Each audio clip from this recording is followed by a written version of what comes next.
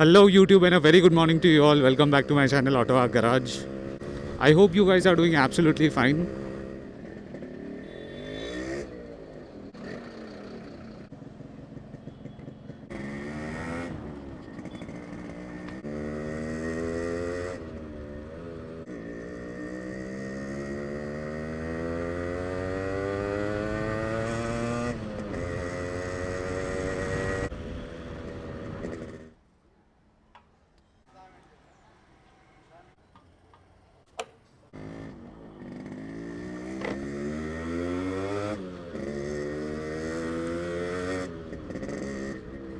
Guys, if you are new to the channel, you can go and you can watch the previous videos. I'll add the last video in the I button. Title and thumbnail लेके already आपको पता चल गया होगा कि आज हम किस बारे में बात करने वाले हैं. So today will talk about suspensions. What is the most ideal setup for suspension if you have a RX 100. I'll divide this video into 4 parts. जहाँ पे I'll talk about what is suspension. Second is what is the stock setup, how does it perform. The third will be कि कौन से upgrades आप देख सकते हो in terms of upgrading your stock suspension. And the fourth will be my conclusion. I'll also talk about fork risers, right? Fork risers से जब भी हाइट इंक्रीज आप करते हो तो द सस्पेंशन क्या उसका इम्पैक्ट होता है या क्या उसमें प्रॉब्लम आ सकता है आपको. सस्पेंशन का बेसिक यूज़ यही है to provide you good ride and handling. Bad road के ऊपर से भी अगर आप आपके बाइक को लेके जाते हो so you will be much more comfortable and on high speeds as well as in corners आपको एक अच्छा कॉन्फिडेंस, एक अच्छा हैंडलिंग प्रोवाइड करता है. Now moving on to the second point कि जो स्टॉक सेटअप आता है यामाहा RX 100 के अंदर, that does offer a good balance. एक अच्छा आपको सेटअप मिलता है स्टॉक जिसके अंदर फ्रंट एंड रियर में जो भी आपको टाइप ऑफ सस्पेंशन मिलता है, जो उसका डैम्पिंग, जो भी उसका परफॉर्मेंस है, इट इज़ गुड. बट जो स्टॉक सेटअप है अगर आप पिलियन को लेके चलते हो so it might feel a bit bouncy, जहाँ पे हो सकता है कि आपका हैंडलिंग उतना अच्छा ना हो. पर्सनली ये बाइक के ऊपर भी काफ़ी टाइम से स्टॉक सेटअप था बट बाद में उसको चेंज करवाया था. वाई? बिकॉज जब भी पिलियन के साथ चलना होता है या जब कोई पिलियन पीछे बैठता है तो वैसा परफॉर्मेंस नहीं मिलता जैसा एक्सपेक्ट कर रहे हो आप. अब स्टॉक सेटअप में कोई बुराई नहीं है. जो ओरिजिनल फैक्ट्री से आपका फोक्स, जो आपके स्प्रिंग्स एज वेल एज जो आपका रियर सस्पेंशन आता है, ये सारी चीज़ें आप यूज़ कर सकते हो. You will not get a good performance overall जब भी हाई स्पीड्स के ऊपर या फिर आप पिलियन के साथ चलते हो. तो that's the reason you plan to upgrade your suspension.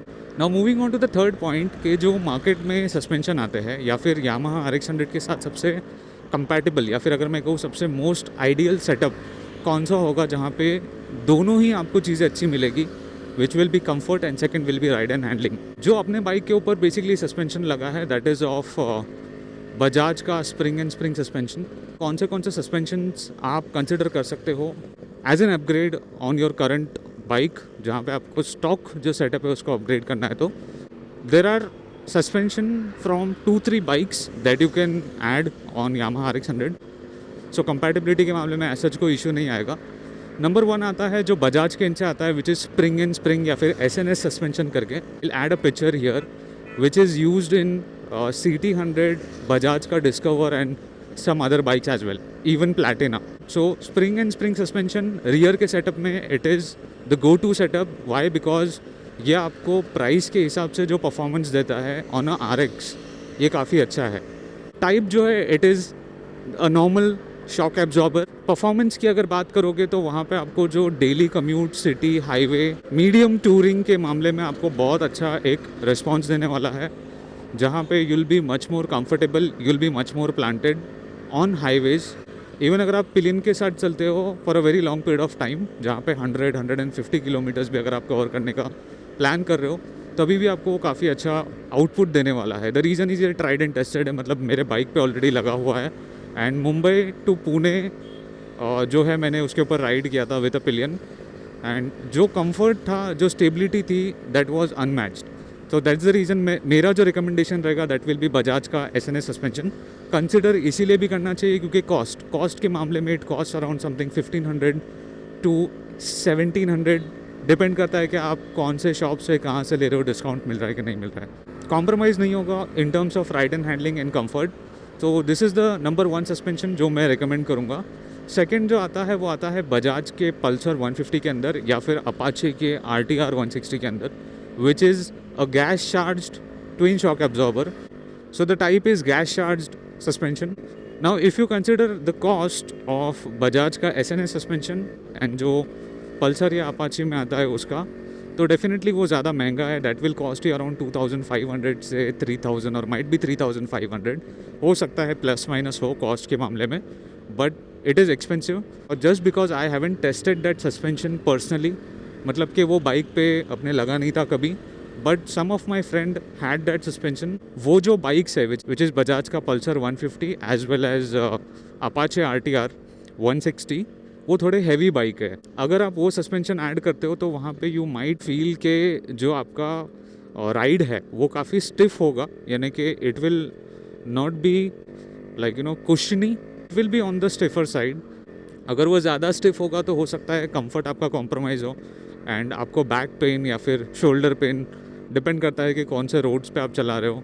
So comfort पे कॉम्प्रोमाइज़ होगा. So if you consider two suspension, वहाँ पे you will get a much better handling, but you might compromise on comfort.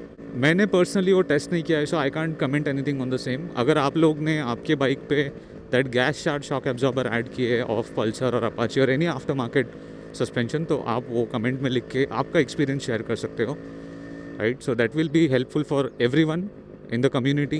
This was the third point जहाँ पे there are two suspensions that you can consider. एक तो बजाज का SNS है spring and spring वाला, and second one is from Bajaj का ही Pulsar में आता है which is a gas charge as well as Apache में आता है. तो यहाँ पे एक और चीज़ मैं ऐड करना चाहूँगा for the front telescopic suspension part.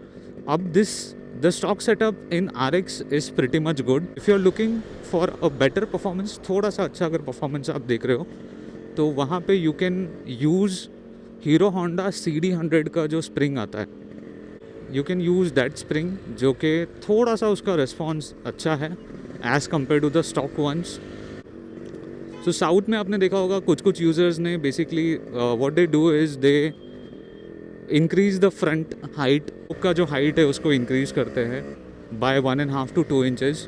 So if you increase the front height, आप अगर फ्रंट फोक्स के अंदर राइजर्स ऐड करते हो, तो उसमें एक ही बेनिफिट है कि वो लुक्स के मामले में थोड़ा अलग दिखता है, अच्छा दिखता है, और वो हर किसी का एक अपना पर्सनल चॉइस है. पर्सनली आई डोंट लाइक जो इंक्रीज हाइट होती है, राइट. वो मोटोक्रॉस या फिर एक लाइक काइंड ऑफ एक्सपल्स के जैसा वहाँ पे एक लुक आता है, ऊंची दिखती है बाइक सामने से, इट लुक्स वेरी टॉल.